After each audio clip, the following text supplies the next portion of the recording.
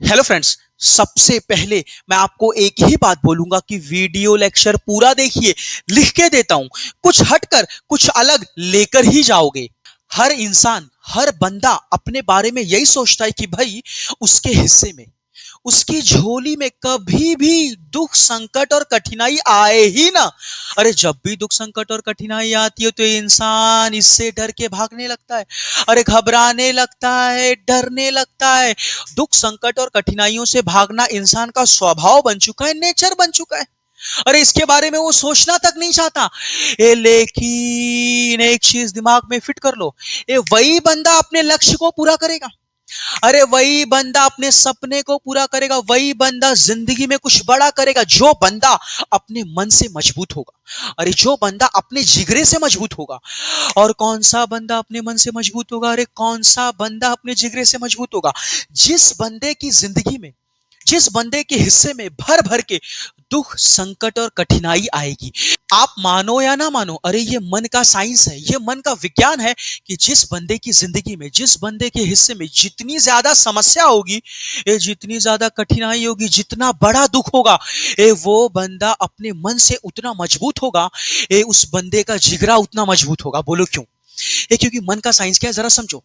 ये जब भी दुख, समस्या और कठिनाई आती है तो उनसे लड़ने के लिए, उनसे सामना करने के लिए मन उतनी ज्यादा शक्ति पैदा करता है। ये यानी जितना बड़ा दुख होगा, जितनी बड़ी समस्या होगी, जितनी बड़ी कठिनाई होगी, उससे पार पाने के लिए, ये उससे लड़ने के लिए, उसका सामना करने के लिए मन उतनी ज्यादा शक्ति पैदा करेगा। और जब जितनी ज्यादा शक्ति ये मन पैदा करेगा, यानी मन जितनी ज्यादा शक्ति पैदा करेगा, जितनी ज्यादा शक्ति पैदा करने के लिए ये मन मजबूर होगा, तभी ये मन मजबूत होगा। लेकिन मन शक्ति पैदा करने के लिए मजबूर कब होगा? जब उसके सामने दुख होगा। जब उसके सामने दुख संकट और कठिनाइयों का भंडार होगा, तभी उनसे भिड़ने के लिए वो एक्टिव होगा। It means what? वो अपने अंदर एक शक्ति पैदा करेगा। और शक्ति पैदा करते करते करते करते करते करते करते करते वो मन एट द एंड, एक बार एट द एंड, अंत में मजबूत हो जाएगा। और अगर एक बार मन मजबूत हो गया तो फिर कभी उसके ऊपर किसी भी दुख संकट और कठिनाइयों का असर पड़ेगा नहीं। अरे सुख शांति, सुख शांति इस मजबूत मन की गुलाम हो जाएगी। एक और प्रैक्टिकल एग्जांपल सुनो। अंडा मुर्गी के बच्चे के लिए सुरक्षा का घेरा होता है। ये मुर्गी का बच्चा अंडे के खोल को तोड़कर तभी बाहर निकलता है जब वो बच्चा पूरी तरह से विकसित हो जाता है, डेवलप हो जाता है। ठीक ऐसे ही कोकून तितली के छोटे बच्चे के लिए सुरक्षा का घेरा होता है। इस कोकून के अंदर तितली का छोटा सा बच्चा होता है जो बनता है, विकसित होता है, डेवलप होता है। ये तो ध्यान देना, ये कोकून के अंदर से तितली का बच्चा तभी बाहर निकल पाता है जब वो अपने पंखों के साथ पूरी तरह से ताकतवर हो जाता है, यानी विकसित हो जाता है। तो हुआ क्या?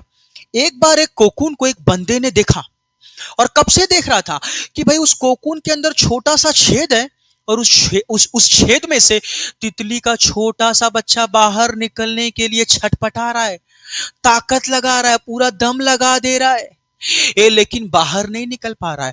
तो बंदे को ये सीन देखकर, ये दृश्य देखकर दया आ गई। उसने क्या किया? कोकून के छोटे से छेद को बड़ा कर दिया और उस तितली के छोटे से बच्चे को निकाल कर बाहर रख दिया। और उस बंदे को क्या लगा कि भाई मैंने बहुत अच्छा काम किया। लेकिन हुआ क्या? ये जो तितली का छोटा सा बच्चा था, विकसित होने से पहले ही कोकून से बाहर आ गया। ये उसके पंख पूरी तरह से विकसित नहीं थे, ये वो पूरी तरह से ताकतवर नहीं था, वो पूरी तरह से विकसित नहीं था। वो तितली का छोटा सा बच्चा कभी उड़ नहीं पाया। तो उस बंदे ने उस छोटी सी तितली को कोकून से बाहर निकाल कर उसकी जिंदगी खराब कर दी। अरे उसकी जिंदगी खराब कर दी, यानी तितली के छोटे से बच्चे को और संघर्ष और ताकत लगाने का मौका नहीं दिया। अगर वो तितली का छोटा सा बच्चा कुछ देर और तक, कुछ समय और तक, कुछ दिन और तक खुद से, अपने आप से कोकून से बाहर निकलने के लिए ताकत लगाता तो वो ताकत उसके पंखों तक पहुंच जाती और अपने आप वो कोकून को तोड़कर बाहर आ जाता और उड़ने लगता। यानी उस बंदे ने उस बंदे ने तितली को संघर्ष करने का मौका नहीं दिया। ये जो छोटा सा छेद था, वो जो छोटा सा छेद था, वो भगवान की प्लानिंग है। ये वो भगवान की प्लानिंग है तितली को मजबूत बनाने के लिए, कि तितली अपना पूरा दम लगा दे उस छोटे से छेद को और बड़ा करने के लिए।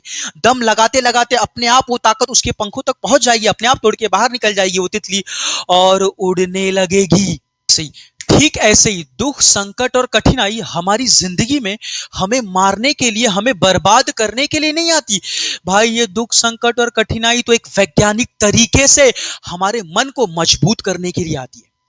ये वैज्ञानिक तरीके से हमारे मन के सामने एक चुनौती पैदा करती है।